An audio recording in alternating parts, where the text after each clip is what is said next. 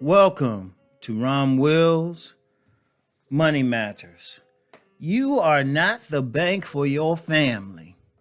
And you know what? This is kind of in conjunction with the first one that I did yesterday because, I was saying, hey, don't give people an accurate idea of how much money you make. Sometimes you can't give your own family an accurate idea. Now, it's harder to hide. It's way harder to hide because they know you and they see where you actually live and they getting some idea. But here's the thing. They might know, but you can't be the bank for your family. Because one thing, and I've seen this in my life personally, and I've talked with many people privately. Many people, some consultation clients, some people I know. And there's always that one family member who got a lot of money and everybody's hitting them up. Like in my own family, it was my grandmother. Everybody was hitting her up. There were another family, woman on my street who was like a second mother. Her family would hit her up. There's always that one family member that everybody hits up. And you know what's bad about it? It's rare that it's for a strict emergency. It's seriously, it's rare. It's usually for some stuff, some frivolous stuff, some extra stuff.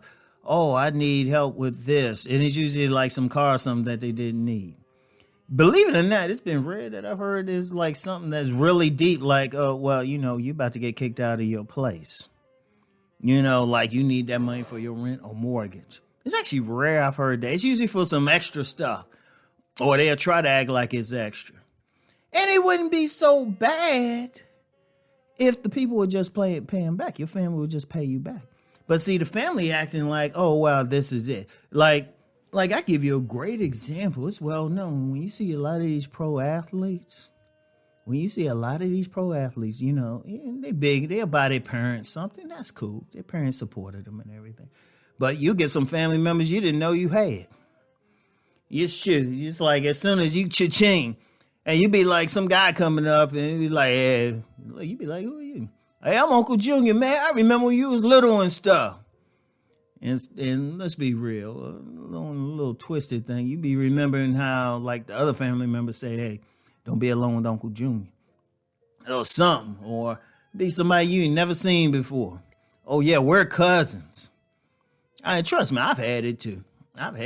Some relatives I barely deal with and everything. It's like trying to hit me up for something. It's like, yeah, you got that money? I'm like, no. I'll be nice to him. I say, no, I don't have it. You got it to spare? No, I don't have any pennies to spare. Shoot. I'll be like, this is my bank account. It's going to stay there so it can be there for me in the future. Like the only time a family member could even think about getting money from me. Well, actually, there's no instance. Well, let me just stop that now. I was going to say if there was a serious medical emergency. But then I don't deal with a lot of family members. Another story. But seriously, that's the only time there should be even a reach out like there's a serious medical emergency or something. Because, see, here's the problem with it. And I've seen this so many times. Everybody hit that one person up, but then that one person, when they need money, the family doesn't come back for them. They don't give it back. It'd be different if, there was a nice flow between the family members, and that's fair. That's fair, but you get a lot of people they use and they feel like, hey, like a pro athlete or something. Yeah, they signed that nice contract. They hooking up all the family with, nice cars, homes and everything. Then that player finds out he ain't as good as he thought he was. And, he might get a good 3 years in a professional league. Then he might be able to play overseas depending on the sport. But all of a sudden, he ain't making money the same. In fact, with pro athletes, it's been said the vast majority of them don't retain that money. The vast majority of them don't retain that money. And part of the problem is all the family members hitting them up and everything. They trying to take care of it. And then all of a sudden, they in trouble and they hitting this person up. He can't do it all. Seriously, that's the thing. And we won't even get into the whole thing with pro athletes and how they even hold on to their money. That's a whole other thing. But the thing is, you can't be the bank. Look, here's who you're responsible for. You're responsible for yourself, your immediate family. Like if it's a situation where you have to spend it for your immediate family, your mate, your children, and that's cool. There's nothing wrong with that. Or someone who's always helped you out, and they're good to help you back, like it's mutual. But when it's the extras and stuff, you gotta be like, no, no, and it only time, like I said, maybe a documented medical emergency, like serious emergency. And you know what? They might try to make you feel guilty or something, but one of the things is you can't take care of everyone. You can't.